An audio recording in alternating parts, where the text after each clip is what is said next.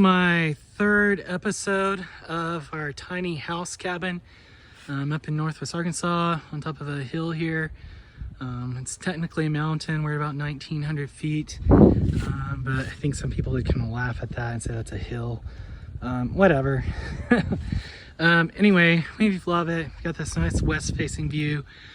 So, when I built this cabin, I wanted to make sure that it would stand up for a while. So we're going to talk about kind of the exterior construction and how to waterproof and weatherproof it. So first off, you can get into a lot of expense on the exterior of your house or cabin. So we are on a budget. We bootstrapped this entire thing. So the first thing I wanted to do is find an economical source for my siding and decking. So all the decking boards, when I started the project, I think the 5/8 material is about $9 a sheet. That's what it is right now. It seems to be that way in the winter, but it peaked at about $20 a sheet. So that starts adding thousands onto your budget. I'll show you inside. We actually found a company that strips down Walmart trailers, and they had a pile of plywood. I had to dig through it, but I got my plywood for like $2 a sheet, which is unbelievable. So, this is maybe we should call it our recycled tiny house cabin, because a lot of the materials in here are recycled. So these decking boards are basically old Walmart trailers for the most part. I had to buy a few, but most of this is all recycled material. So no telling how many millions of miles these trailer boards have gone down the road and how many Christmas presents and stuff they helped deliver. So that's kind of interesting. The second thing we did for budget is we went down to Habitat for Humanity Restore and bought some windows. This window, if I bought that retail, it'd be about $600 to $800. I mean, that's aluminum clad, wood, crank out window. Love the style window, but that would be a very expensive window. It had been sitting there for a while, so I got that thing for $23. Same thing with these windows. I actually found 5 of them, so I've got a spare if I need parts. They're double hung, which the top part wasn't working too well, so I just simply ran a caulk bead around the top, and now the bottom part works beautifully. I spent $23 each on these. Once again, these are aluminum clad wood as well. Just with the size, those things are tall. I don't know what it is, 5-6 feet. Those probably would have cost me $500 or $600 each. So that was a big blessing. Of course, I had to buy some windows, so I just went down to Home Depot.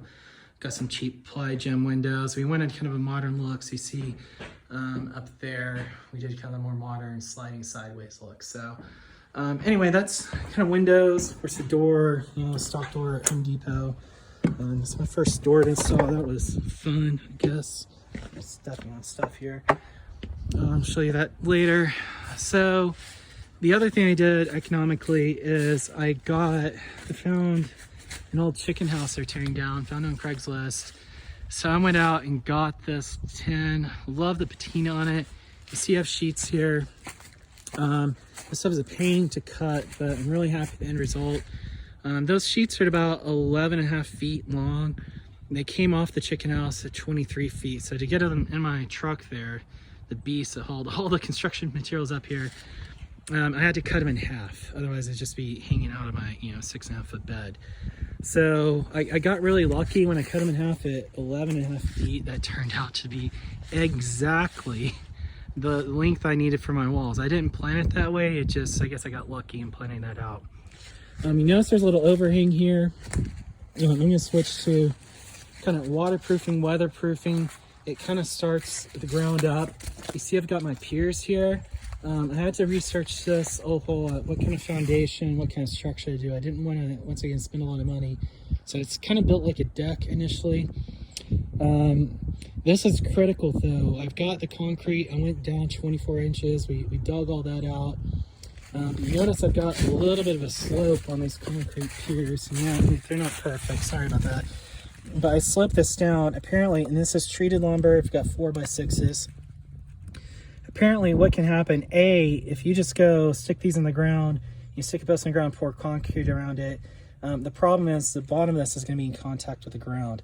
Anytime you're in contact with the ground, you've got moisture. What's going to happen is there are chemicals in the treated wood that prevent moisture from going in. But when you have direct ground contact over time, the water is going to go into the wood and leave the wood.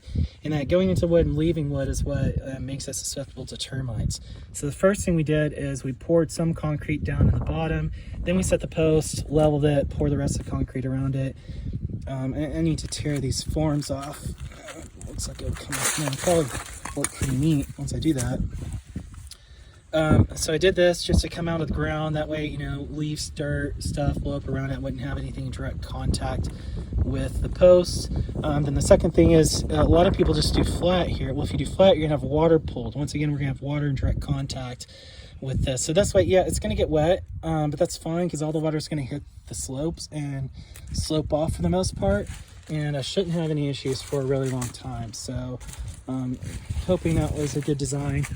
The second issue I had is, you know, once I had my framing, let's just kind of look at the framing end of here. The inside of the cabin is framed 24-inch on center, but here I wanted to support a lot of load, so I went ahead and did a 16-inch on center. I believe there's like 2x8s there. Pretty happy with that. The only thing I would have done differently is, you see here in the corner, I believe some sort of nest there. I believe you're actually supposed to set these rails, supposed to notch out the posts and set the rails in that just for better support. Each nail handles, what is it, 1,000, 2,000 pounds of pressure. So I've got some massive framing nails in each one of these.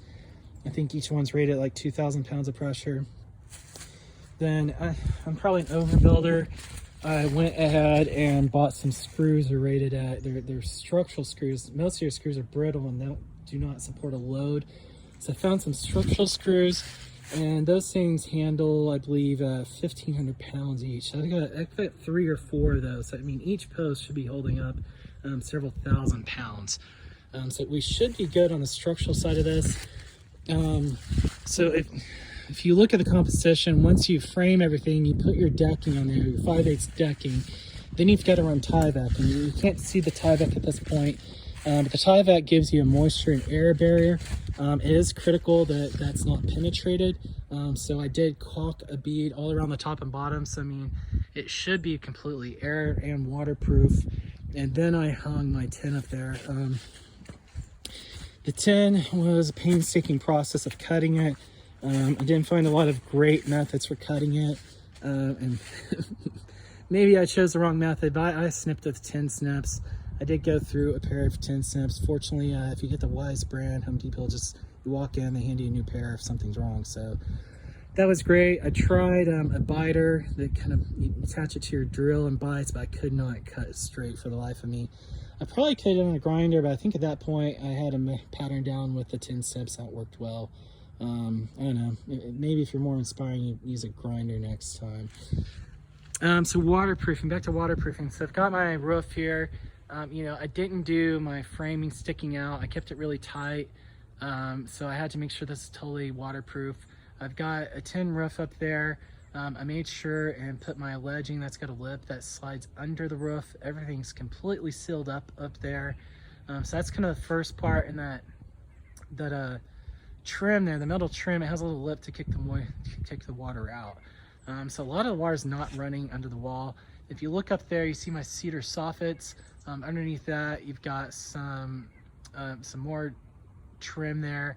And the idea is that's covering the opening, the top of my tin, so any water that gets up under there, it would drip down that and it would not get behind my wall. So it should be totally waterproof there. Of course, all the tin is lapped. You see, once again, I've got that angle stuff going all the way around. So that's pretty nice. And I trimmed everything out with cedar. Once again, when the metal opens up, you see those openings there. That metal stuff is kind of an S shape. It slides up behind my tin, but over the Tyvek, and then over my facing here. So all the water is going to drip down. Nothing can get down into the wall. And once again, I did that to bottom of the windows. So not a perfect job here. You see things aren't totally level, but it is all caulked, completely waterproof. The cypress is a huge find. Family found that from a movie set that they're just going to throw in the dump. So totally scored on the cypress. Stained it with a sequoia. stain, and I think the end product looks really nice. I did have to make sure, so you got the sun there, you know, just lining up all of the tin to get a really nice consistent patina pattern. So I'm happy with it. You notice too on the windows, I had a lot of windows here. I didn't want to trim them individually. I didn't want any chance of like the trim to be off. So I just ran my trim pieces all the way across the top and then put the pieces in the middle there. You see that again here, where the trim runs all across the top. Then I've got my sides going down. So I'm pretty happy with that. You know, when it comes to any penetrations here, I found a little thread screw, and sorry you can't see it right now. Maybe you can kind of see back in there. I basically found a thread screw. This is a punch out. There's one in the back. The thread screw screws into that. I drilled a hole the perfect size and just caulked all around outside the end. So that should be totally weatherproof. On the lights, I did the same thing, and I didn't want to cut a big hole in my tin and then try to deal with caulking that and water going down. So I did find these boxes. It just has a single hole that kind of looks like this in the middle. Once again, a thread screw, drilled a hole, and literally was able to screw the thread screw, it's a hollow thread screw, into the tin, caulked all that. So we're completely weatherproof, waterproof on our exterior lighting mounts too. The last thing on waterproofing, and this is really critical, is how to do your windows. A lot of people do this completely wrong. Apologies, I don't have a mock-up, but hopefully you can see here. First of all, we have our Tyvek. Once again, this is a complete air barrier. So what's going to happen if I just wrap this into my window and I don't tape that? What's going to happen? You are going to get some air in between this deck and this Tyvek on the other side. You're going to get air in there that you're going to basically let outside air come into your house. You don't want that. So I've got all that taped off. I'll do a bit better job on that. This tape, this 3M tape, this stuff was amazing. Some people make the mistake of getting the tar-based tape, the black tape. You cannot use a black tape on Tyvek. The black tape is meant for tar paper, and the chemicals are wrong for Tyvek. So I found this Tyvek tape you see. This stuff's really thin. I mean, it's kind of like packing tape. It's just really expensive packing tape. Excuse me. But this 3M all-weather flashing tape, this stuff was amazing. You can get on Amazon. It's pretty cheap. But what you do, it's all about lapping. If you remember the lapping we did on the outside, you have to do the same thing here. So the first thing we do is we make a sill. We cover a sill plate. So I took this, a really thick piece of this, put it down, and then you go and do the rest of the tape on the outside. There's a whole method on that. I'll try to provide a link on how to do that properly, but I did find that people do that wrong all the time. It's very common. So you want to make sure you get that right. This is what the rolls of tape look like. This is kind of the broader that looks like about 4 inches, and then this is the narrow stuff I used. But I've got everything taped right in the windows, so shouldn't have any leaks around these guys. I realized that I messed one up, so I actually ended up pulling it off and redoing the taping just so I wouldn't have any issue. Then this window wasn't opening right, so I had to kind of loosen everything up and re-caulk, but didn't really have to redo my taping. So overall, really happy with the end product. Should be completely waterproof, weatherproof. I did have kind of the last challenge I had to work with is with the 5/8. The 5/8 decking ends up kind of going over your framing here. So I had a gap. Let's see if we can get up in there. I ended up getting some cedar fencing boards, and I put the cedar fencing boards there underneath it. That way, this is all flush. And wouldn't be any big gap there. Anyway, hope you've enjoyed this and maybe learned a few things about waterproofing, weatherproofing the exterior.